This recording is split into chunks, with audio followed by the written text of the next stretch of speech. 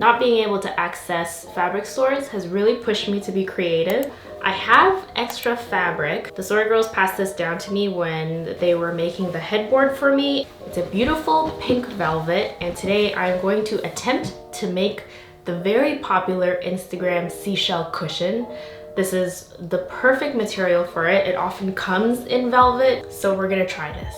This original design is, I believe, by Polish brand Moi Mili. Many replicas have been made and sold, but theirs has a beautiful piping finish around the edges that just can't be beat. So I have just enough fabric to make a 16 by 20 cushion, so not a great big cushion. Setup is important here as symmetry is essential in getting this shape right. I tried the string on a pencil technique to get a good arch, but it didn't create the shape that I wanted.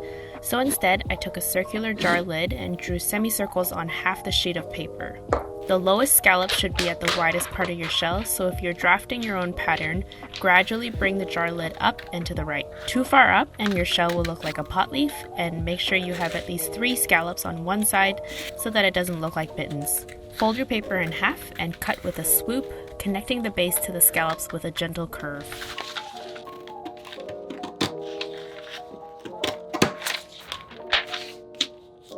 Place the pattern on the wrong side of the fabric and outline with a pencil.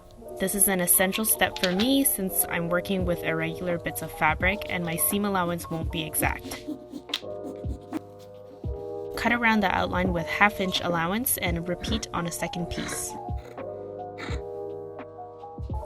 About 3 inches up from the base, draw a horizontal line end to end. Mark an inch apart according to the number of scallops that you have. Then draw a curved line down to connect your base marking. You can freehand this, focusing on a greater curve towards the midline before straightening out to the base.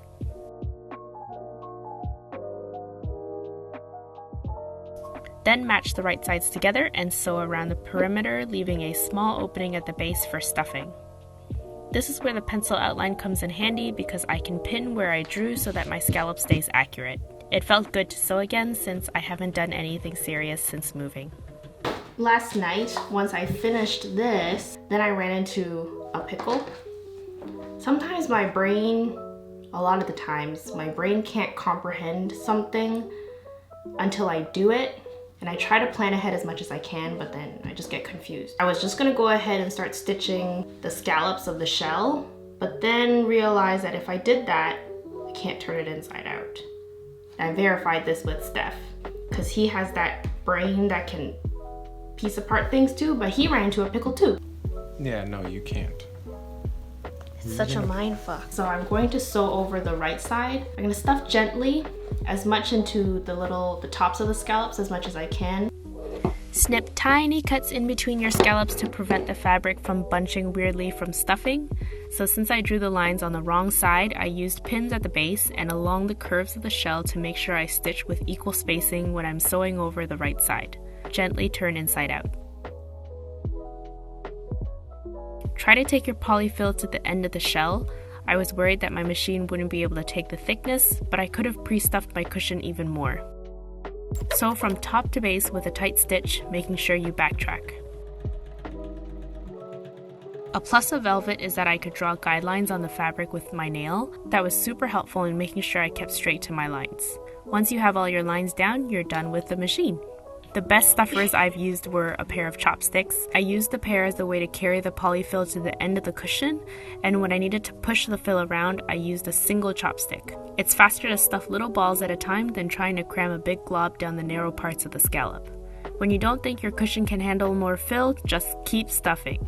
Once you're at the end, cram whatever you can in and fold your raw edge down before meeting the other end of the cushion. Ladder stitch to finish it off. To hold my cushion down and to make sure I was following the right lines, I used safety pins to hold it together, but it still takes practice to finish nicely. I'm just in bed watching Queer Eye, so obviously my hand stitching could do with some work. It's done, but as you can tell, it's a little lumpy. So I'm just gonna refinish it and then I'll reinforce it one more time. And here is the finished cushion. She is a plushy beaut. With some thinking, this was not a difficult sewing project. If this were bigger and required more structure, I'd have to think of ways to add volume, or else the finished product wouldn't stand the way this small version does. But at the size, this tutorial is just right. If you want to see more of my DIYs, be sure to subscribe and turn on notifications so you don't miss a thing. And you can find me on Instagram at LetitiaQ.